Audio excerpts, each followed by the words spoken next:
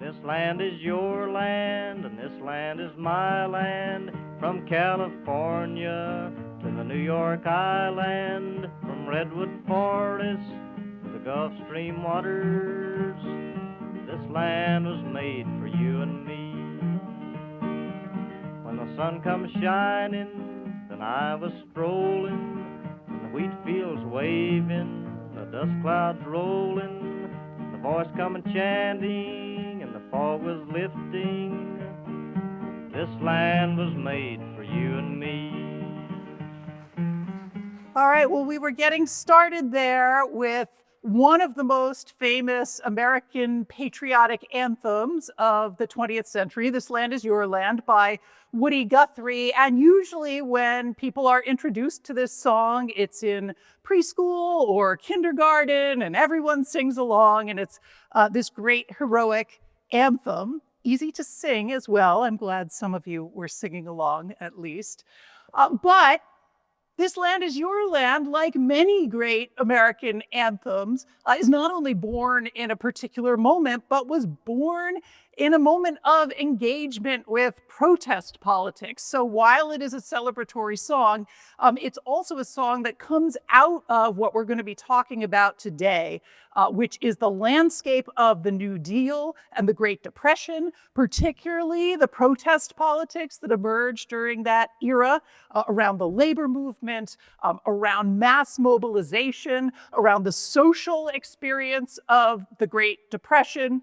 Woody Guthrie was himself someone who moved in those circles, as a product of those circles, moved in the orbit of the Communist Party, which became one of the big forces on the American left in the 1930s. And as you can see from his guitar there, was deeply immersed in the anti-fascist politics of the 1930s. And that sticker on his guitar there says, "This machine kills fascists." We're going to talk more about the rise of fascism and the Second World War next week. For today, I want to move back a little bit. If the slides will move, we were having a few tech issues. I want to move back to where we started off last time and then ended up, which is with Walter Lippmann. Here he is. You read Public Opinion for this week, Lippmann's 1922 book that is looking out from the landscape of the progressive era, trying to look into the future and see what's coming. And he's a pretty good analyst, and so he's got some intuitions that something really important is changing in the practice of democracy and in American society more broadly in the 1920s. The practice of democracy has turned a corner, he wrote. A revolution is taking place infinitely more significant than any shifting of economic power. So that's where we left off last time. And what makes Public Opinion so important is that this turns out to be true. But it turns out to be even more true than even a pretty smart prognosticator like Walter Lippmann could have understood. The 1920s as a decade are a period of incredibly rapid change, particularly in the areas of communications and in the areas of consumer technology. We often talk about the Roaring 20s as this boom time, and that is true, certainly in many ways, though there were many people who did not benefit from this. But what everyone was experiencing, whether you were rich or poor, was a transformation in technology that was reshaping all sorts of aspects of American politics and society. So a few of them up here. The 1920s is when radio first comes in really as a mass form of communication. Lippmann can see a little bit of this in 1922, but he doesn't see the full force of that. Hollywood is being born. For this week, you watched The Grapes of Wrath, an actually talkie film from this era, but it's in the 1920s that we go from silent films to talking films, and Hollywood is born as this amazingly powerful engine of messaging, of cultural production, and some people would say of propaganda. You have all sorts of new consumer items coming into being in a mass way for the first time. The automobile is transforming the American landscape and is transforming where people live, how they relate to each other. You have the first transatlantic flights in the 1920s. We have Charles Lindbergh down there with his airplane in 1927. And in the texture of daily life, there are all sorts of new items coming in. Refrigerators, laundry machines, a whole host of consumer items that are changing the texture of daily life very rapidly.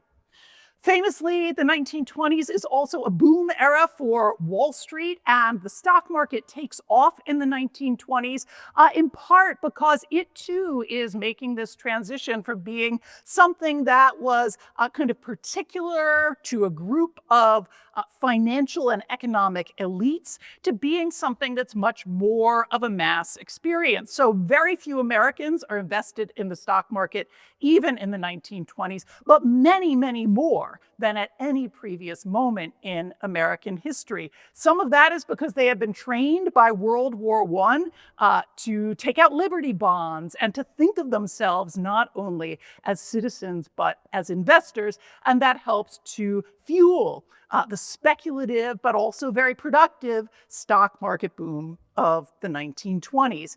And what this led to was not only a change in the economic experience from the booms and busts of the progressive era, right, the extremes of wealth that people are so worried about, it leads to a set of declarations about the possibility that the United States has actually solved its problems. It's figured out modernity. It's figured out how everyone is going to move forward together in this new economic world. Calvin Coolidge, who becomes president after the death of Warren Harding. He died of natural causes. Our last Ohio Republican gives way to Calvin Coolidge as vice president, and he famously declares in the mid-1920s, the chief business of the American people is business. They are profoundly concerned with producing, buying, selling, investing, and prospering in the world. Right? This is not just a set of claims about the economy of the 1920s. It's a set of claims about what the United States is and the fact that all of those ferocious economic conflicts of the 1920s, of the progressive era, are coming to an end in the 1920s. Now, statistically, this is not actually true. That is not what's happening in the 1920s. The 1920s are a period of rapidly expanding economic inequality, in which concentrations of wealth among the top 1% or the top 0.1% as well reach a peak that they had never seen before to that moment in American history. A lot of the story of the rest of this semester is going to be the ways in which that becomes contained and constrained in mid-century, and then at the end of the 20th century opens back up, so that, as you can see, as we head into the 21st century, we look a lot more like the 1920s than we do like the 1950s on that front. Nonetheless, there are many declarations that these changes, these new technologies, this economic expansion is in fact the answer to the future. Another claim from a newspaper in Muncie, Indiana, which was one of the most heavily studied communities in the United States in the 1920s. A very famous study in which a couple of social scientists go to Muncie. They write a book called Middletown, and Middletown is their name for Muncie as a typical American city, and they're setting out to find out who are Americans in this moment and what do they do and what do they believe. And they quote from a newspaper in Muncie that says, look, we can see what's happening. The old political struggles are over, and that the American citizen's first importance to his country is no longer that of a citizen, of a political participant, but that of a consumer. So that is the politics of the 1920s. Walter Lippmann saw a little bit of it coming, but not all of it. But of course, people in the 1920s, at the end of the decade, get their own big surprise, which is that this whole edifice, this whole world, this whole way of thinking about the modern world, modern America, how it's going to function, who gets what, collapses all of a sudden in 1929. The most famous moment of collapse is the stock market crash of October 1929. And you can see here the real shock in that moment after almost a decade of this wealth accumulation, of this energetic, bubbling stock market. Suddenly, things are coming to an end. Wall Street was a street of vanished hopes. The New York Times wrote that the day after the crash, of curiously silent apprehension and a sort of paralyzed hypnosis.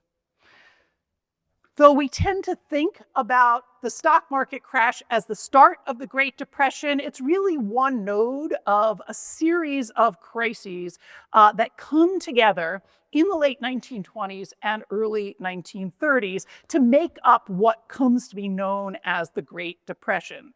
So some of those crises are happening on the global stage, and we're going to talk about that next week and the ways in which the settlements of World War I, the struggles of Europe and the wavering European empires shape a lot of what happens in the Great Depression. But there are a series of interlocking crises that emerge within the United States as well. And these photographs give you some sense of the varied experience of the Great Depression and these interlocking crises that are hitting different groups of people in different ways.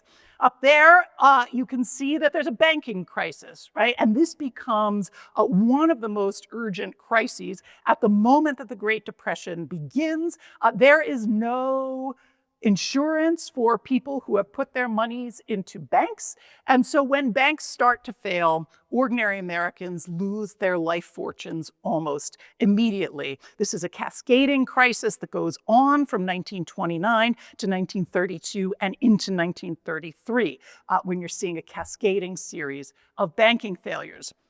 There's an environmental crisis in the years of the late 20s and into the 30s, most famously the Dust Bowl in the central part of the country. That's, of course, what's depicted in the film for this week, The Grapes of Wrath, the utter devastation of the landscape, partly due to modern farming methods, as well as the social and political forcing out of farm families from that region. There's a housing crisis. As financial institutions fail, mortgages begin to fail. You'd had a big mortgage boom in the 1920s, particularly in places like Florida and others that are starting to open up to a new modern citizen and a new set of visitors and leisure experiences. That comes crashing to a close as well in the early 1930s. There's a housing crisis, a homelessness crisis, and one that, like these other crises, continues to get worse. Two others to mention. In the far corner there, we have a sharecropper and his son. In the American South, David mentioned the ways in which the system of sharecropping emerged during and after Reconstruction as a sort of uneasy settlement, a way to do agriculture in the South that was keeping a lot of old power relations in place. Well, that collapses too in the 1930s, partly for environmental reasons, partly for political reasons. And you have millions of people being displaced from the land, an accelerant of what was already happening, an agricultural society turning into an urban society. And then finally, down on the bottom, you have a crisis of unemployment. As the economy begins to contract, those great industrial factories, the ones that have been pumping out cars and refrigerators and radios and all of these new technologies, they begin to grind to a halt as well, and millions of industrial workers end up out of work.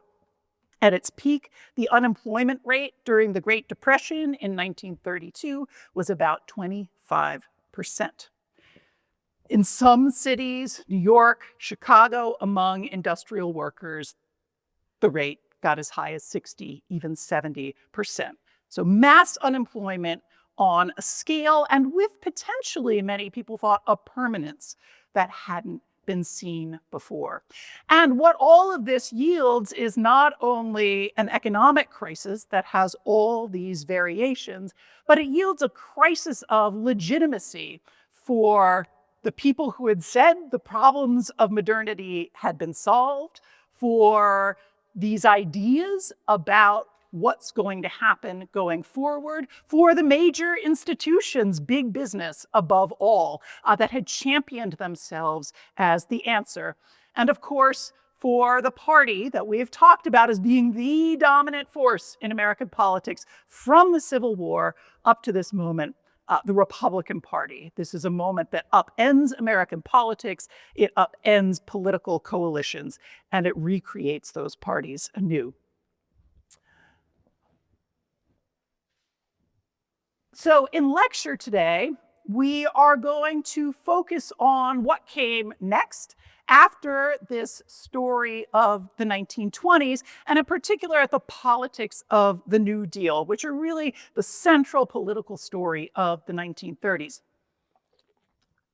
I'm going to start by talking a little bit about one of the essential questions of the 1930s as historians look back on them, which is as this big transformation begins to happen in American government, in the relationship between government and politics, in the relationship between citizens and the federal government in particular, who was responsible for it?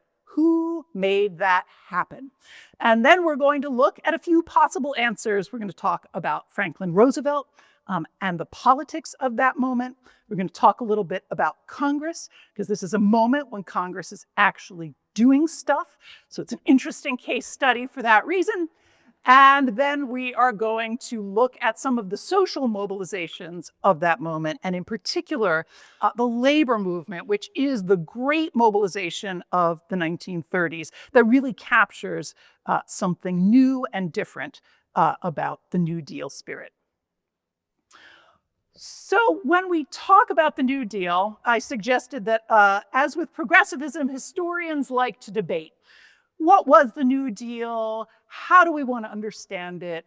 We could get into many, many different debates on that front. One that relates to what we were talking about on Tuesday is whether the New Deal, when it begins to emerge in 1933, is an extension of the ideas of the progressive era about administrative government, about government intervention in the economy, or whether it is something radically different. A form of politics that actually rejects a lot of the moralizing of the progressive era, right? No more onward Christian soldiers and no more no drinking alcohol, right? The New Deal is something quite different altogether. There are many other debates, as you can see up here. Was the New Deal a moment of reform that stabilized the existing power relations of American society, or was it something much bigger, something like a revolution, as many people at the time described it? We are not going to go through all of these questions. We're going to focus on that question of who made the New Deal. And in particular, what historians often mean when they ask that question is, was the New Deal, when it began to emerge in 1933, a top-down enterprise? The president, all of these kind of young Ivy League trained advisors who rush down into the new government agencies and start making policy, elected officials, right? Does it come from the center out? Or are the essential visions and policies of the New Deal actually born at the ground, right? Are they actually ideas that were floating around in American society, and more particularly, that ordinary citizens picked up and ran with and defined and redefined what the New Deal was going to be on the ground? We're going to look at, as I was saying, various aspects of that, some top down, some bottom up. But as you begin to think about the New Deal yourself, those of you who are going to section later in the week, this might be a question you want to take up. All right, so thinking about the politics of this moment, we said, all right, the Republicans, they've been doing really well for a really, really long time. that doesn't change in the 1920s. These are the electoral maps at the presidential level of the 1920s. And you can see that the Democratic Party during those years is the party of the solid South and basically nowhere else. The Republicans are getting elected again and again and in mass fashion, right? And this is one of the things that people assume about the 1920s. They say, aha, we have reached, the kind of permanent Republican majority. This will never change. We will dominate forever. And I will just give you a little clue that often when people say that in politics, it turns out not to be true because things happen. And one of the things that happened was the election of 1932, in which Franklin Roosevelt is the candidate. And as you can see, it is a dramatic change. Roosevelt himself is a politician from New York, a longtime stalwart of the Democratic Party. He is a fifth cousin of Theodore Roosevelt, so part of this very extended, wealthy, long-standing New York clan. He marries Eleanor Roosevelt, who is Theodore Roosevelt's niece, and therefore is also kind of his own distant cousin, so she does not have to change her last name. She was already Eleanor Roosevelt at the moment that they got married. And Roosevelt makes his way up through Democratic politics in New York, which is powerful in the state, but on the national level is really a minority party. He serves in the Wilson administration. He is on the vice presidential ticket in 1920, but as we saw, does not enter the White House as vice president. The 1920s turn out to be a period of crisis for Roosevelt, and that is because he contracts polio. And he spends much of the 1920s quite sick, and he loses the use of his legs. And so as you look at these images of the Roosevelt presidency, it's worth keeping in mind what you can see and what you can't see. So Franklin Roosevelt, for his entire presidency and all 4 campaigns, was in a wheelchair. And when he was standing with assistance and usually with very large, heavy braces that helped him stand at a podium. So as we're getting these new technologies, right, film, radio, there are still certain things that can be seen and others not. Well, Roosevelt emerges from this personal crisis determined to re-enter politics. He becomes the governor of New York as a Democrat in 1928. And then in 1932, he becomes the presidential nominee. And it's worth noting that when Franklin Roosevelt became the nominee, people didn't say, oh, he's this guy with a vision for how to reorder the American political economy. He wasn't very specific about what he was running on. He was mostly running on the idea that things weren't going very well and something needed to be done. And as you saw in 1932, just about everyone agrees. And so he entered on this promise of action, and one of the amazing pieces of the story of the New Deal is just how much action there was and just how quickly it happened. Now, this is a moment when the elections were in November, but the president did not take office until March. We've moved that back to January, in large part because of what happened in 1932 into 1933, which is that the crises of the Depression and the banking crisis in particular kept getting worse and worse and worse and worse. So when Roosevelt and his new team came into office, they were determined to act immediately. Today, we often talk about the first 100 days as kind of the great measure of how successful an early presidency is. That goes back to this moment in Franklin Roosevelt's career, in which you just got a blizzard of legislation, unlike anything that we've really certainly seen before, and by most measures, anything we've seen since. When historians talk about the legislative story of the New Deal, they often separate it into 2 different categories. One is the first New Deal, 1933 and 1934, the first half of Roosevelt's presidency.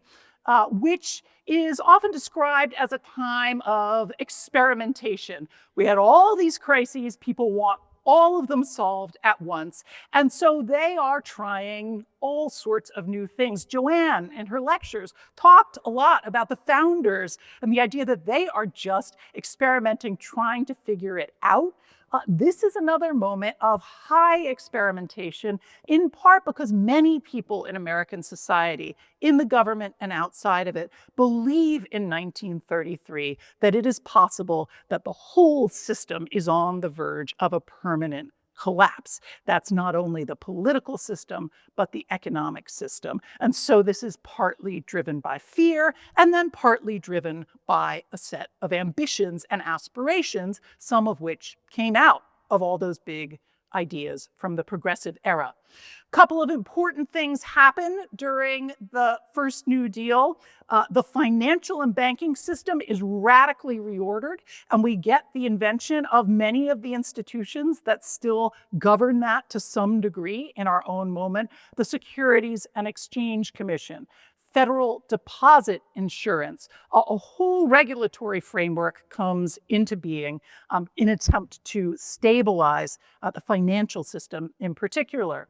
There are a number of attempts to reorder the relationship between government and the economy, to try to get business people to work together to stabilize production, stabilize prices. Same thing in the agricultural sector, to some degree also true in other sectors as well. A lot of those don't work very well, but they are big ideas and they are ambitious and they are tried for a while in 1933 and 1934. And then perhaps most meaningfully for many people, prohibition comes to an end. This had been a huge campaign pledge of Franklin Roosevelt's. And as you can see, many of those same women who had been marching in the progressive era saying, get rid of beer, are now, we want beer, 1933, American flags. This is a huge issue in ways that we often forget. It's one of the things that propelled Franklin Roosevelt into the presidency. So that's 1933 and 1934, sort of a grab bag of experiments, some of which last and some of which don't. Then we have what's often referred to as the Second New Deal, the period of 1935 and 1936, when you get a series of more sustained, more lasting, in many ways, more ambitious visions, not only of what policies are going to stabilize the economy, but of how citizens are going to relate to their own role in the economy and how they're going to participate in both the economy and the democratic world. You can see here some of the animating policies that come out of that. First of all, the Social Security system, which is a system of old age insurance as well as disability and unemployment insurance, operating on a variety of different models. Second major piece of legislation that comes out of this is the National Labor Relations Act in 1935, which is the first time that the federal government formally recognizes that labor unions have a right to exist and sets up a formal process by which people can begin to join unions. Now, this is a grab bag too in certain ways, but I think there are a couple of key ideas that really become the essential ideas of the New Deal around these sorts of questions of economic citizenship and political participation in the economy. The first of those is there in the phrase Social Security, a set of claims that say, look, if people are impoverished, if they cannot have the basics of life, then there is no way that they can be true citizens. And that actually it's the obligation of the federal government in particular, but government at other levels, to ensure a basic level of security that is not only going to be useful for the economy, right, get consumption and production back going, but is going to be essential for full political participation. That you cannot be a fully realized citizen if you are under the tyranny of your boss or if you are scrambling every day to get the essentials of life. The second big idea that gets talked about during these years is what's known as industrial democracy. And the idea of industrial democracy is that it doesn't make sense to say, okay, in this sphere, the political sphere, we live in a democracy, but the moment someone goes to work, particularly in a factory, they lose all of their rights. They're under the thumb of their boss. They have no ability to speak out. They have no ability to bargain freely around things like wages and working conditions. It's an idea that if people got together, they could, in fact, have more power and bargain over those sorts of things, and therefore be much fuller participants in this American democratic experiment. So those are the big ideas floating around that shape things like the Wagner Act, also known as the National Labor Relations Act, and Social Security. So what did Franklin Roosevelt have to do with any of that? He is not the person who thought of those ideas. He is mostly channeling ideas that are widespread to the degree that he even buys into those ideas at all. Well, I want to say a few words about Roosevelt as a president that I think are really essential to the way the New Deal emerges. I tend to be skeptical about the idea, that presidential leadership is the answer to everything. FDR, like any other president, is channeling large institutions, lots of constraints, other people's ideas. But I think there are a few things about Roosevelt that are important. First of all, as Oliver Wendell Holmes said of him when he was being inaugurated in 1933, Holmes said, well, Franklin Roosevelt has a second-class intellect, but a first-class temperament. And what he meant by that was that this was a person who could, in fact, sustain his way through the incredible crush of crisis that was the United States in that moment, and that he had pretty good judgment about picking advisors. And in fact, a lot of the story of the New Deal is going to be about this world of policymakers who come to Washington, create their own circles, and exchange ideas. A second thing that really matters about Roosevelt's presidency is that he masters the communications technologies of his age, in particular, the radio, which is a lot easier for him to manage than film for reasons you can imagine. Beginning in 1933, he sets up what are known as the fireside chats, which are essentially his conversations with the American people over the radio. And he takes it as his charge as president, not to just do all of this stuff in Washington, but actually to explain it to people, to let them see and understand their government at work. In his first fireside chat, which was March 1933, the peak of the banking crisis, he starts his address by saying, I want to talk for a few minutes with the people of the United States about banking, with the comparatively few who understand the mechanics of banking, but more particularly, with everyone else. He says, I owe this to the American people because we are their representatives in government. And he says that it should be, quote, explained for the benefit of the average citizen, right? A fundamental insight, not only that there's this new technology available, but that government and the work of government is not legible to people unless you explain it to them. And that has the effect of really personalizing the presidency in a new way. Right? Up to this point, with some exceptions, presidents mostly kind of answered their own mail with a group of secretaries, relatively small circle of people helping them out. When Franklin Roosevelt becomes president, citizens start writing in by the thousands and tens of thousands and hundreds of thousands. I put one cute example from an 8-year-old boy up here, writing in and saying, hey, Mr. President, I want to tell you something. That is pretty new in American politics. And then finally, Roosevelt and his New Dealers, if I can get the slide to come. There we go.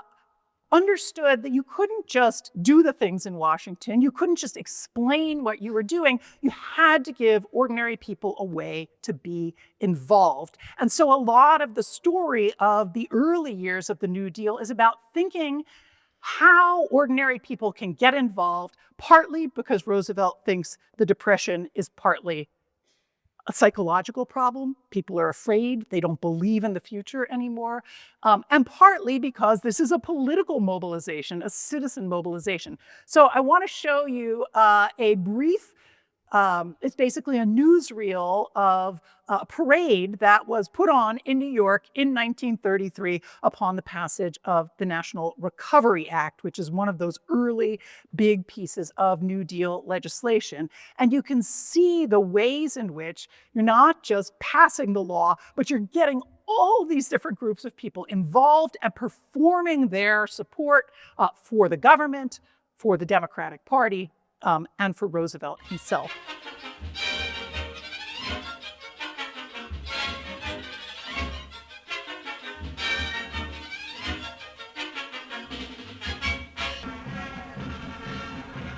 This is just for a piece of legislation.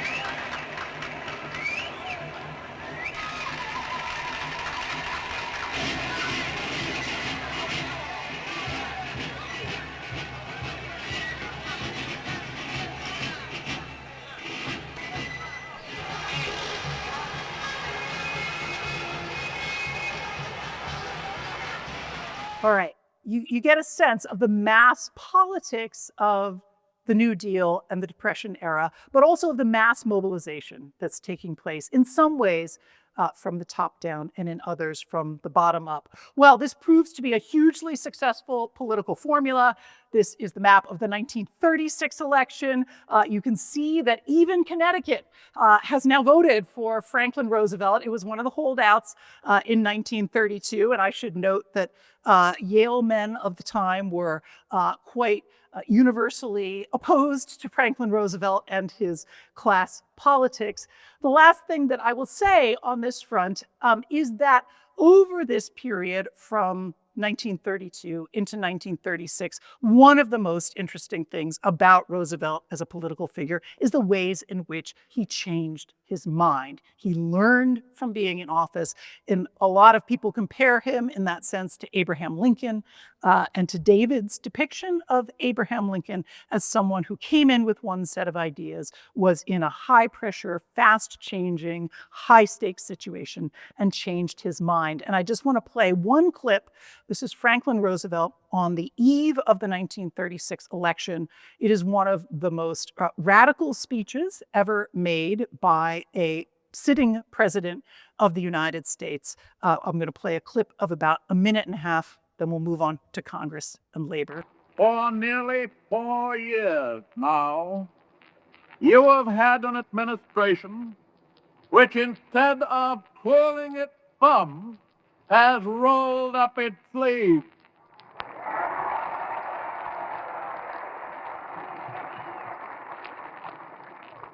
And I can assure you that we will keep our sleeves rolled up.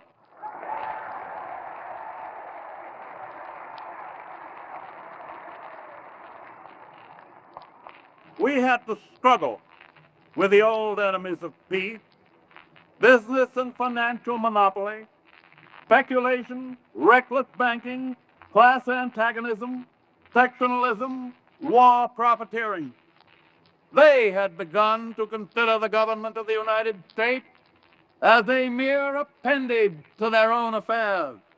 And we know now that government by organized money is just as dangerous as government by organized mob. Now we're coming up on the really famous line from this speech. Never before in all our history have these forces been so united against one candidate as they stand today. They are unanimous in their hate for me, and I welcome their hatred. So that is Franklin Roosevelt saying, I am the man of the people. You know, this, even with his very patrician accent from his wealthy New York family, I am a man of the people. I stand here opposed to the wealthy, to the bankers, to the capitalists, and that's who I am. This is not who he was in earlier iterations of his career. All right, so now I want to turn on to talking about the two other possible answers to this question of who made the New Deal. First, talk about Congress a little bit, and then end up with the social mobilizations of the moment. So this is a poster from the 1940 presidential election.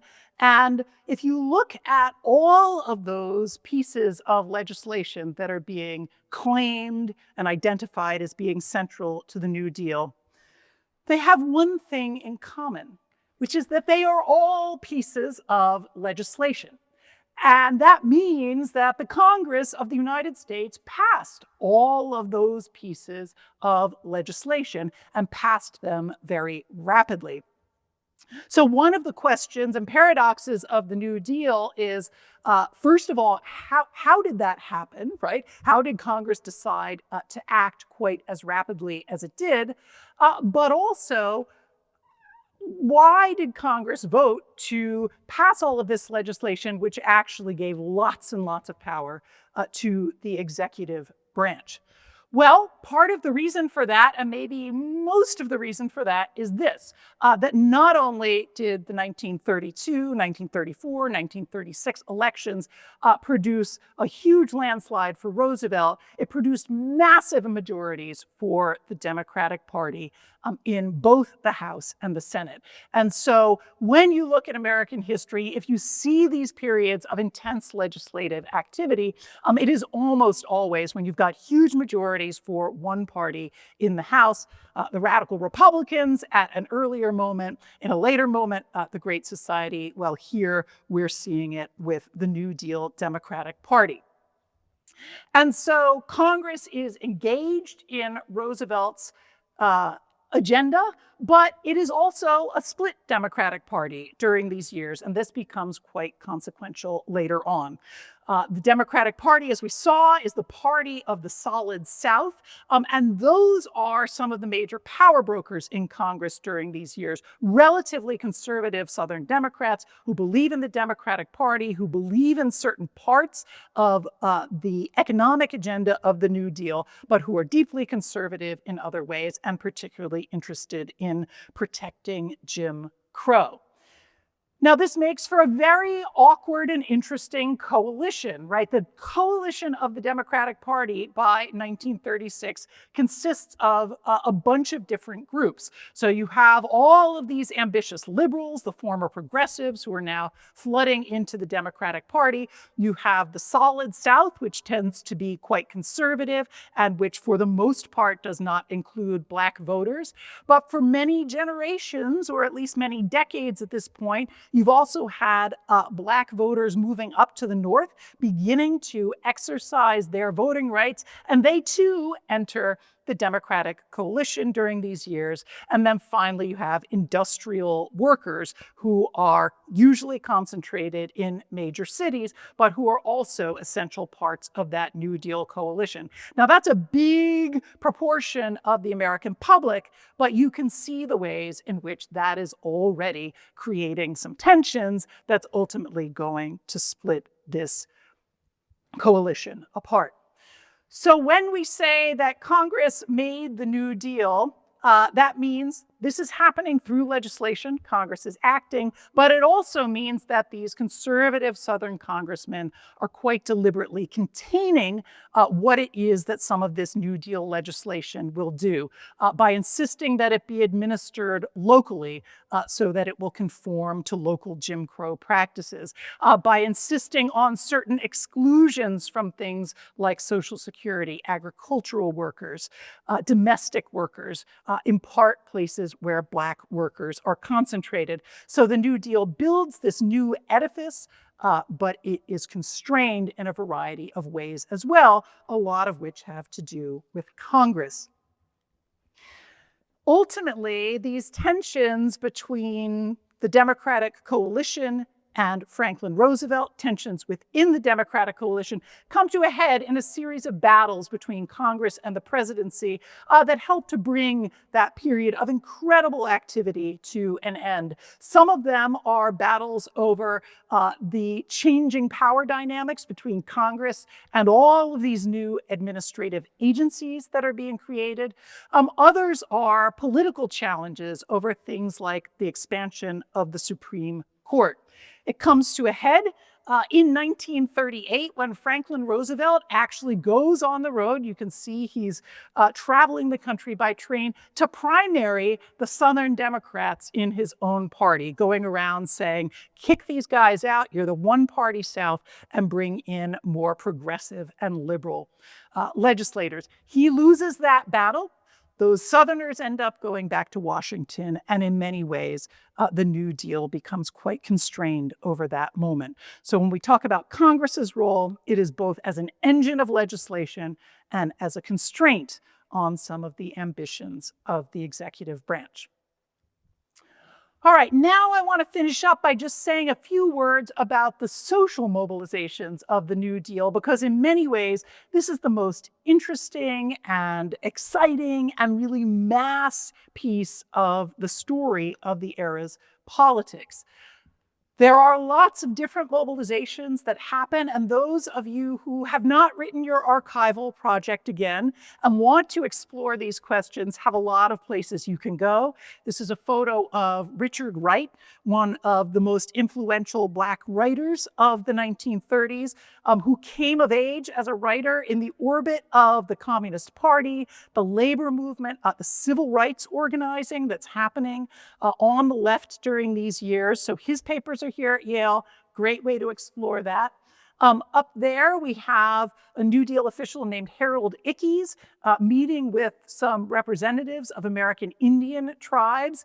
There's a fascinating story about the Indian New Deal that emerges during these years. Yale has some great collections related to that. In particular, the collections of Henry Rowe Cloud. And then there are lots of mobilizations among women, among women workers, among some of the old kind of progressive coalitions and movements. And if you're curious about that, there's a collection called the Women and Work Collection, which is mostly interviews with women who worked in the labor movement during this period. But for now, I want to turn to the labor movement itself, which in many ways was picking up on some of these ideas we talked about during the Progressive era, is coming off decades of frustration and violence during the late 19th and early 20th century, and then suddenly sees a new opportunity in the legislation that comes down, the messaging that's coming down from on high. One of the key pieces that creates this new world of the American labor movement is the National Recovery Act and then the National Industrial Recovery Act, which has a little clause in it that says, you know, we'd like to encourage American workers to join actual unions rather than company unions. And this is intended to be kind of a measure of peace after all of these years of conflict between capital and labor. But many workers in the country take this into their own hands and decide, actually, this is a moment to seize that new recognition and to go out on strike. And 1934 turns out to be one of the great strike waves in American history, akin to 1919. The difference is that in 1919, those labor unions got crushed. They were shot, they were deported, they were rejected institutionally, and you get a very different reaction in 1935. In particular, as we've said, the passage of the National Labor Relations Act, which sets up an infrastructure whereby workers in industries can organize and hold union elections. It's really based around that fundamental idea of industrial democracy, that it's going to be good for the economy, but it's also going to be good for the democracy if you can set up these institutions through which people can express some of their economic interests. And almost immediately, there is a new wave of organizing that emerges to make this law not just something that's on paper, but something that is being realized in the world. In 1935, what starts as the Committee of Industrial Organizations becomes the Congress of Industrial Organizations, is created on this industrial democracy idea. And this period of the late 1930s becomes the most powerful period of labor organizing in the United States and gives birth to many of the big industrial unions that we know today. The United Auto Workers, the United Steel Workers, the United Electrical Workers, they come out of this moment that is in part a new legal structure and in part a new energy and mobilization. I want to read quickly from the words of John L. Lewis, one of the creators of the CIO, as he's looking at this incredible wave of action that's happening. He says, the workers of the nation were tired of waiting for corporate industry to right their economic wrongs, to alleviate their social agony, and to grant them their political rights. Despairing of fair treatment, they resolved to do something for themselves. And when we ask that question, who made the New Deal?